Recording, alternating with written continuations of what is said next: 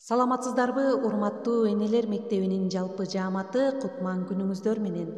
Гапыр Мадаминов агайыбыздын ата-энелер сиздер үчүн китебинен номер 18 сабак. Бүгүнкү өтүлүүчү темабыз үй бүлө тарбиясында балдардын жаш өзгөчөлүктөрүн эске алуу жөнүндө деген тема боюнча маалымат аласыздар. Сабакты даярдаган Салтанат Бейшенова, Талас облусу. Ата-энелер балдарын дени таза, билимге ынтызар, адамгерчиликтүү инсан кылып өстүрүүсү үчүн алардын жаш курактык өзгөчөлүктөрүн, психологиялык, физиологиялык, өсүү закон ченемдүүлүктөрүн билүүсү, аны тарбия процессинде эске алып пайдалануусу өтө зарыл. Ар бир ата-эне чындыгында өз балдары үчүн биринчи жана түбөлүктүү тарбиячы, педагог болуп саналат. Баланы окутуудан мурун аны ар тараптуу билүү, үйрөнүү керек деп улуу педагог Ушинский айтып кеткен. Албетте, айрымдар аны мектепте мугалимдер билүүсү зарыл деп айтышы мүмкүн. Бул да туура. Бирок окуучу билим тарбияны мектептен эле албайт. Мисалы, бала бир күндө 5-6 саат мектепте болсо, калган 18-19 саатын үй бүлөсүндө өткөрүшөт. Бала үй бүлөдөн, жада калса көчөдөн да таалим-тарбиялык таасир алат. Булар жөнүндө илимий педагогикалык китептерде дагы көп жазылган. Бирок агай ата-энелер сиздер үчүн китебинде ата-энелерге, айрыкча айылдык ата-энелерге кыскача жалпыланган маалыматтарды айтып өткөн. Биринчи, жаңы төрөлгөн бала 1-2 айга чейинки мезгил. Көңүл буруңуздар, урматтуу ата-энелер, бул мезгилдеги эң негизги тарбиялык милдет бул баланын дене боюнун өсүүсү, ден соолугу жөнүндө камкордук көрүү, туура тамактандыруу. Эне сүтүнү 1,5 жашка чейин тойгузуу зарыл. Бул мезгилден баштап 1-2 ай ичинде бала акырындап айлана чөйрөнү сезип, туюу органдары аркылуу аңдай баштайт. Экинчи, 3 айдан 1 жашка чейинки балдарда төмөнкү өзгөчөлүктөр байкала баштайт. Башын түз кармап отуруп, жөрмөлөй баштайт. Кыймылы бир топ багыттуу боло баштайт. Предметтерди алгачкы кабылдоо, кармап туюу сезимдерин ойгонот. Алгачкы кадамын ташташат. Эң негизги жаңылык бул сүйлөө элементтери пайда болот.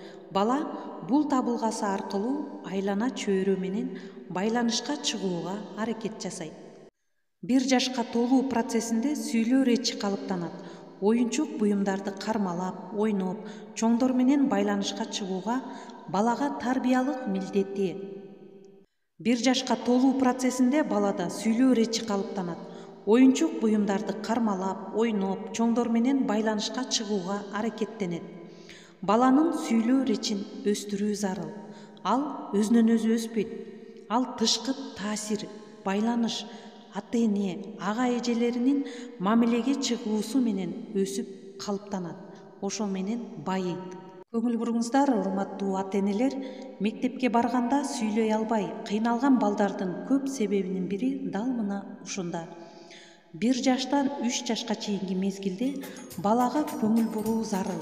Ушул учурда бала менен көбүрөөк пикир алышып, сүйлөшүү зарыл. Мектепке барганда түн, уялчаак болуп сүйлөбөй калышынын бир себеби ошол курак кезинде бала менен ата-эне көп сүйлөшпөгөндүктөн ошондой учурга дуушар болот экен. Ушуну эске алыңыздар. Тарбия туура уюштурулса, 3 жашында мүчө улап, сүйлөп калат. Бул мезгилде баланын мүнөзүнүн эң негизги белгилери калыптана баштайт. Ата-эненин сокур мээримдүүлүгү баланын жакшы сапаттарын басып коюштан мүмкүн.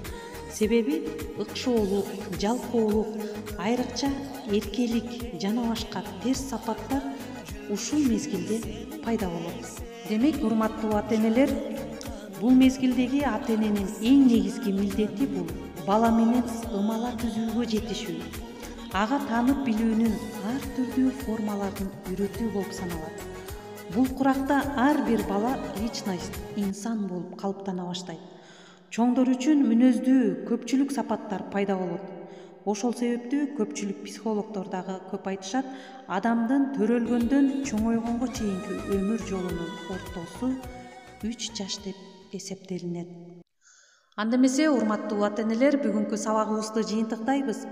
Кийинки сабактарда сиздер мектепке чейинки курак деген тема боюнча маалымат аласыздар. 6 жаштан 7 жашка чейинки мезгил тууралуу кеп кылабыз. Көңүл бурганыңыздарга чоң рахмат. Кийинки сабактардан жолукканча саламатта калыңыздар.